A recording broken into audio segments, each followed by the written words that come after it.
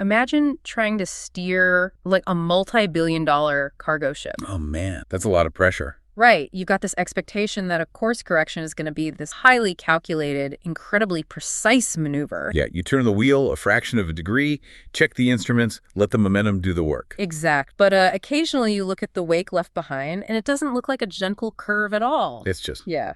It looks like the wheel was jerked violently to one side. The cargo is spilling over the deck. The alarms are blaring. And, I mean, half the crew is below deck arguing about whether they're even heading toward the right continent. That is quite the visual. Well, that is exactly what critics are saying is happening in the global entertainment industry right now.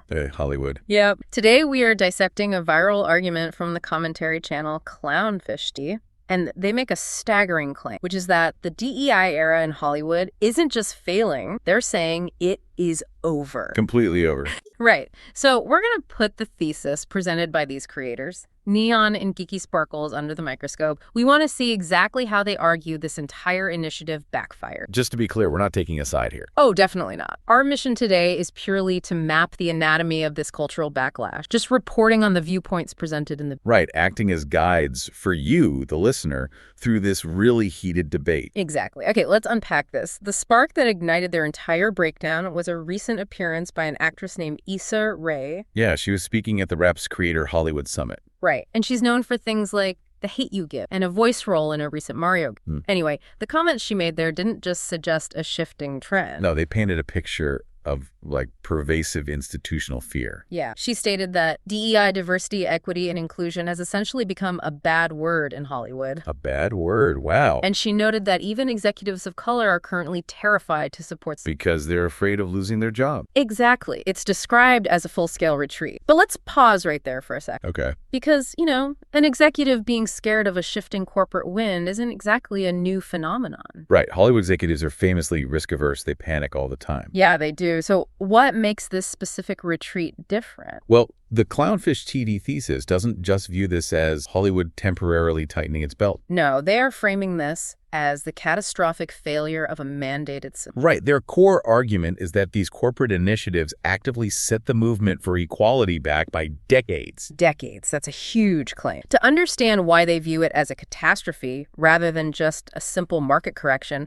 we really have to look at the mechanics of what they call the double-edged sword of mandated diversity. The double-edged sword. Break that down for us. So when DEI became the dominant corporate directive, the underlying goal for companies fundamentally... Well, the premise here is that studios weren't operating from a place of seeking the best talent anymore. They were operating from a place of bureaucratic panic. Bureaucratic panic. Yeah, they needed to fulfill mandated demographic checkboxes. To qualify for specific industries. Right, exactly. Or to satisfy aggressive public relations demands. So the urgency basically overrode the quality. Precisely. What's fascinating here is that in this frantic scramble to demonstrate compliance, the creators argue that studios routinely ignored the most qualified candidates. Wait, really? Just ignored them? Yeah, they describe a scenario where corporate boards would just grab the first person who fit the necessary demographic profile. Regardless of whether they're actually ready for the job. Right. Regardless of their readiness to helm, like, a $100 million project or run a really complex writer's. You know, it sounds like it's like a company pushing an aggressive new software update just to say they did it. Oh, that's a good analogy. Yeah, and then when the software inevitably crashes, they don't fix the code, they just revert to the decade-old system, and they blame the concept of updates altogether. That is an incredibly accurate way to map their argument. Because when these untested rushed hires fail, the institution performs this massive sleight of hand. Right, the studios do not look inward at their own flawed, panic-driven hiring processes. They'd never admit that prioritizing a PR checkbox over merit was a bad business model. Exactly. Instead, they point to the failure and attribute it entirely to the demographic itself. Wow. The prevailing studio logic becomes, well, we tried hiring that demographic and they clearly can't handle the job. So they revert. Yes, they revert entirely to their legacy systems, which the video bluntly characterizes as retreating to white. But hold on. If studios are just retreating to legacy hiring practices, that leaves a massive collateral crossfire. It does. I mean, how does this impact legitimately qualified minorities according to the video? Because if I'm a highly skilled director who happens to be a woman of color, and I've spent 20 years honing my craft, how does this quota assumption alter my reality? This is where the creators argue the deepest damage of the DEI era actually lies. Okay, lay it on me. The visible presence of these mandates has created a pervasive, toxic stigma. A stigma against the people it was supposed to help. Yeah, because the industry loudly broadcasted that it was hiring based on demographic quotas, audiences, peers, fellow executives, they now all operate under a default cloud of suspicion. Oh, I see. The argument is that whenever a talented individual who isn't a straight white man walks into a room or gets a major role, the immediate assumption, fair or not, is that they are merely a DEI hire. So their actual talent and their resume are essentially erased before they even sit down at the table. Exactly. The source makes a crucial point here. Even if this individual was the most qualified person on earth, and even if they had achieved their success before any of these DEI mandates were put into place, they are now subjected to this retroactive stigma. That is incredibly unfair. It is. They are forced into a defensive posture, constantly having to justify their existence and their right to be in the room. Simply because the corporate mandates cast doubt on the concept of merit itself. Exactly. But, okay, let me push back on that for a second. Go for it. Because to prove this is a new problem, the source material leans really heavily on a specific vision of the path. The underlying assumption there is that a pure meritocracy existed before. Right, the DEI ruined this perfect system. Yeah. The Clownfish TV hosts lean heavily into nostalgia. They talk about the 1970s, 80s, and 90s, and they argue that diversity was already normalized back then. Yes, they bring up several specific examples. Yeah, they cite growing up watching shows like What's Happening, Good Times, and The Cosby Show. Classic sitcoms. And they point to massive blockbuster action stars. Like they specifically mention the huge organic appeal of Will Smith and Oh yeah, huge movie. Wesley Snipes, too. Their point is that audiences didn't care about the race or gender of the stars. But isn't that looking through seriously rose-colored glasses? It's definitely a specific frame. I mean, how do they reconcile the fact that opportunities were historically gated? Well, to contextualize this argument, they don't necessarily claim the past was a flawless utopia, entirely devoid of prejudice. Okay. That's fair. But they are drawing a hard distinction in the mechanisms of success. Their argument rests on the idea of organic audience reception versus top-down corporate enforcement. Organic forced. Right. When they talk about someone like Will Smith in Independence Day, they're emphasizing that his casting felt organically tied to his immense charisma and his star power. The audience went to the theater because they wanted a great action movie. Yes, and they embraced him because he delivered a great performance. The creators argue that audiences simply wanted a good story. So what does this all mean for the DEI movement then? Well, normalization, in their view, meant a colorblind and gender-blind meritocracy. The expert points out the creators' frustration here. Which is? Normalization wasn't enough for DEI advocates, who instead demanded special treatment and special awards. Oh, wow. So they expanded this beyond just race. Yeah, absolutely. They cite Will and Grace and the 80s sitcom Bosom Buddies as examples. Wow, that's a throwback. Right. But they use them as examples where LGBTQ plus themes or gender-bending concepts achieved massive mainstream acceptance without being mandated. The crucial difference being that these shows were presented as entertainment first. Exactly. Nobody was given a mandated lecture. They were accepted because they were genuine. So I see the contrast they're setting up between organic success in the past versus forced today. Yes, and according to the source, abandoning this organic approach for forced agendas is exactly why modern Hollywood projects are bombing hard. Which leads us right into their critique of modern audiences. Right, the ham-fisted agendas and the audience backlash. The video claims that modern audience, and they specify even left-leaning audience, are actively rejecting movies and shows. Because they perceive identity politics are being shoved in for absolutely no narrative reason. Which breaks immersion. And this, the creators argue, is a primary cause of the Hollywood streaming wars blowing up financially. It's a massive financial drain, according to them. Let's talk about their specific gripes with modern, because they bring up a lot of it. They do. They spend a lot of time mocking the practice of race swapping or gender swapping established historical figures or classic literary characters. Yeah, they bring up concepts like making Tom Sawyer a little black girl. Or altering characters in Anne of Green Gables to be gay. And their frustration there stems from what they perceive as creative laziness. Right.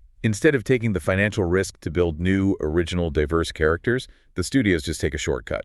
They repurpose legacy IP that already has a built-in fan. Check their required boxes, and then, crucially, when the existing fan base rejects the changes to a story they grew up with, The studio labels the audience bigots. Exactly. It's a self-fulfilling prophecy of antagonism. It's fascinating because it has reached a point of total hypervigilance. The host of the video mentioned watching a trailer for a recent Netflix adaptation of Little House on the Prairie. Oh, right. And they were genuinely shocked that Netflix didn't race swap the Ingalls family. The expectation of corporate interference is just so high now. Exactly. But what about when Hollywood actually does try to create original stories? Do the creators feel the execution is any better there? Not according to their analysis, no. They argue that even original diverse stories are currently plagued by ideological contradictions. Contradictions that make them feel unnatural. Yes. They highlight a specific example from a modern television show called High Potential. Oh, I've heard of that one. Yeah, the host notes that they actually enjoy the show generally, which makes the narrative friction even more jarring to them. What happens in the show? They describe an entire episode dedicated to a heavy-handed storyline about how women of color are constantly ignored, overlooked, and stripped of power in society. Which, is a valid theme to explore. It is, but the execution in that specific show apparently creates a massive paradox. It's a glaring paradox. How so? Within the universe of that very same show, the ultimate authority figure, the badass police chief who wields absolute institutional power over all the characters, is a black. Oh, wow. Yeah. The creators argue that the show is pausing its own internal reality to deliver an HR lecture. It demands the audience accept a narrative of total oppression while simultaneously portraying a reality of high-level empowerment. Right. And this disconnect pulls the viewer entirely out of the story. Because it feels like the writers are checking a thematic box rather than making sure the theme makes sense within the world they've actually built. Exactly. And the source argues this hyper-focus on specific identities creates narratives that feel unnatural to audience. It seems like this leads directly to their critique of how narrow Hollywood's definition of diversity has actually come. Yes, the source mockingly characterizes the modern studio standard of inclusion as a purple-haired black lesbian in a wheelchair with a bunch of piercings. That is incredibly specific. They use that hyperbole deliberately, though, to illustrate how algorithmic and hyper-specific the mandates feel. So, true diversity, in their eyes, should reflect the broad, chaotic spectrum of actual humans. Right, instead of just hyper-focusing on these highly specific, often fringe identities. Which ignores a vast array of other cultures and perspectives. But the video doesn't just blame Hollywood writers in a vacuum. No, they trace the problem directly to the corporate infrastructure. Right. Corporate HR practices and DEI. This is where the analysis moves from media critique into corporate sociology. Let's get into the corporate mechanics. The source unpacks the daily lived experience of employees inside these massive conglomerates, and they cite studies indicating that mandatory confrontational DEI training can actually increase prejudice. Wait, increase prejudice? Yes, and heighten racial suspicion. I really want to dig into that because on paper, a training program designed to teach empathy sounds positive. How does a corporate workshop translate into increased workplace paranoia? The expert unpacks the video's claim about reverse discrimination. Okay, let's hear it. The source alleges that white, straight, male employees are forced into workshops that accuse them of being inherently racist. Based on traits they cannot control. Exactly. Based entirely on their skin color or gender. The exact type of discrimination the equality movement was supposed to fight against. Wow. And I imagine the psychological toll of that is immense. Oh, absolutely. Employees report negative mental health impacts due to this environment. If you go to work every single day and the corporate culture dictates that you are inherently suspicious of your colleagues based on their background, it destroys psychological. It breeds deep resentment. And if we look at the financial side of this, the creators point to real-world consequences. They bring up BlackRock. Right. BlackRock allegedly deciding not to allocate funds to DEI anymore. Because,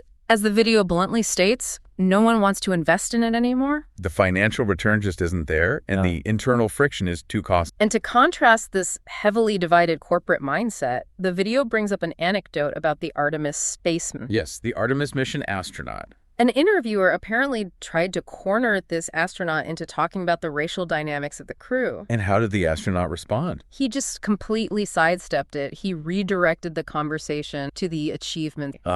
Demonstrating the source's preference for unifying over dividing rhetoric. Exact. The overarching goal should be a shared human, which brings me to an analogy I enthusiastically pulled straight. Oh, let's hear it. They describe the DEI industry like someone going into their kitchen, setting it on fire, screaming about the fire, putting it out, and then claiming they're a hero for saving everyone from the fire they started. Wow. That is a devastating critique. It really is. Well, if we connect this to the bigger picture, the video creators wonder if this fire was started on purpose. On purpose, you mean like intentionally? Yes. Yeah. This brings us to their destabilization theory and the pendulum swing. Okay, this sounds heavy. It is. The source speculates about the ultimate intent behind DEI. They wonder if the goal was intentionally to destabilize America. By putting a knife into its existing racial and gender fault lines and twisting it. That is the exact metaphor they use. That is a massive accusation. It is. And to illustrate this, they point out a comparison between the U.S., a diverse melting pot, and homogenous nations like Japan, China, and South Korea. Right, because those countries produce incredibly successful, non-diverse media that Americans enjoy. Like anime, for example. Exactly. And the source argues that forcing that same homogeneity or imposing rigid representation mandates in America breaks the organic system that made U.S. media great in the first place. It disrupts the ecosystem. And because it was pushed so far, the video concludes with a prediction about the pendulum swing. The inevitable backlash. Right. Because DEI was pushed too far, the backlash will be a freaking wrecking ball. A wrecking ball. They really don't mince words. No, they don't. And they give an example of this right from the animation straight. Yes. Specifically, the backlash to a show called High Guardian. What happened there? Well, it became a lightning rod for criticism regarding perceived forced diversity. The fallout was so intense that a talented non-white creator's pitch was allegedly ignored entirely. Ignored entirely, just because of the backlash. Yes, because the studio was terrified of repeating a DEI. So the studio opted to freeze out a talented creator simply to avoid a political mind. Exactly. The video argues that we won't see the true extent of the damage done to minorities, women, and the LGBTQ plus community for another couple of years. Because studios will ruthlessly play it safe. Yes, they'll avoid anything that even vaguely looks like a diversity initiative. Here's where it gets really interesting, because it's a tragic irony. The ultimate tragic irony. A movement allegedly designed to eliminate prejudice has resulted in reducing individuals back down to a pile of checkbox. By demanding that society focus obsessively on race and gender, it inadvertently resurrected the tribalism it claimed to be fighting. It's a brutal postmortem of an entire cultural era. It really is. But you know, as we wrap up this deep dive, we have to bring it back to you. Absolutely. Why should you care about this deep dive into a YouTube? Well, regardless of where you fall on the political spectrum, the push and pull of corporate mandates, audience reception, and workplace culture directly dictates the media you consume. And the environment you work. It dictates the art you are allowed and the narratives that shape our society. Which leaves us with the final lingering question that builds upon the source's core debate. Lay it on us. If corporate mandated inclusion initiatives spark a reactionary backlash that ultimately harms the very people they intended to help, right, but relying purely on the organic nature of the market historically left many voices marginal. Then what does a genuinely sustainable, merit-based system look like? Exactly. How do we build a culture that recognizes talent without reducing human beings to a corporate checklist? It is the defining puzzle of modern culture. And, you know, there are no easy answers. No, there aren't. Well, we want to enthusiastically thank you for joining us on this complex, deep dive into these sources. And the fascinating conversation. Keep questioning the narratives you're handed, look closely at the structures behind the stories, and as always, keep asking the hard questions.